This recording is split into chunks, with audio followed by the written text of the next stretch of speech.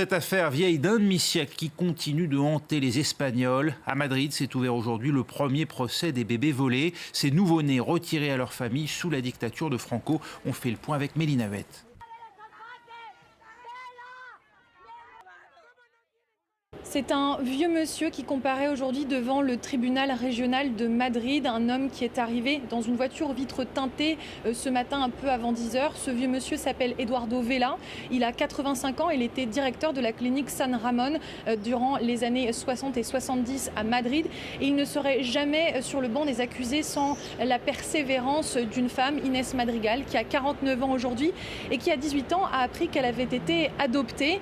En 2011, elle a fini par faire des recherches et a découvert que son acte de naissance avait été falsifié. Sa mère adoptive a fini par avouer qu'elle était stérile et que sur conseil du docteur Vela, elle avait fait une grossesse et finalement qu'on lui avait offert ce bébé, Inés Madrigal donc.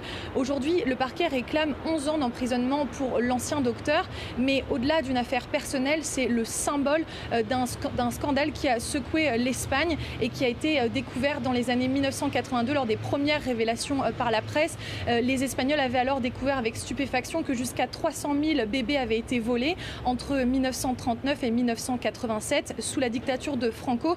Ils étaient volés pour finalement punir les opposants considérés comme une menace car ils portaient selon eux le gène rouge, le gène des communistes.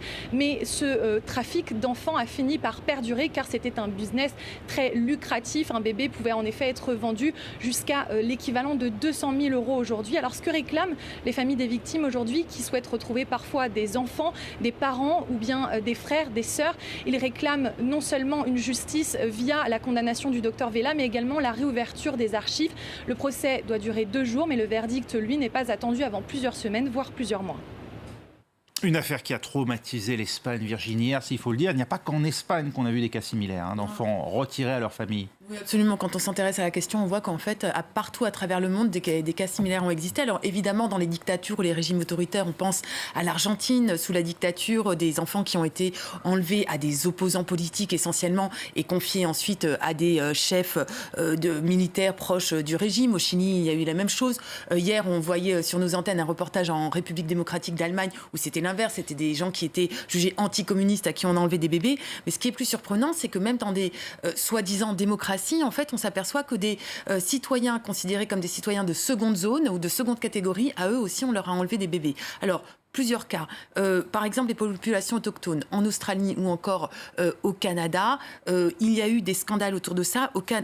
En Australie, le chiffre, c'est 150 000 enfants autochtones arrachés à leur famille, mis soit dans des familles d'accueil ou soit encore pire dans des pensionnats avec beaucoup d'histoires d'abus et de maltraitance. En Australie, 225 000 enfants qui ont été arrachés à leur famille, mises dans des familles considérées comme mieux éduquées, plus blanches, mieux pour leur avenir.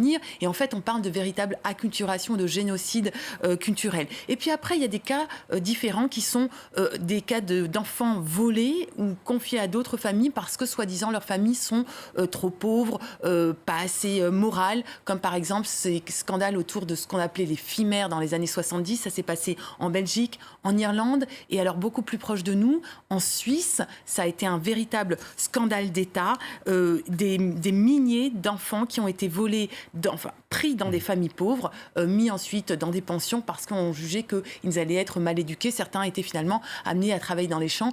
En Australie et en Suisse, il y a eu des excuses officielles. Et puis enfin, il y a aussi la France quand même, il faut le rappeler, jusqu'aux années 80, des enfants de la Réunion qui ont été plus de 2000 enfants qui ont été arrachés à leur famille également pour aller repeupler la Creuse. Et en 2014, il y a eu des excuses officielles aussi du gouvernement français. Voilà, l'enlèvement d'enfants pour servir des objectifs politiques. Voilà le résumé qu'on pouvait faire avec vous. Merci Virginie Hertz.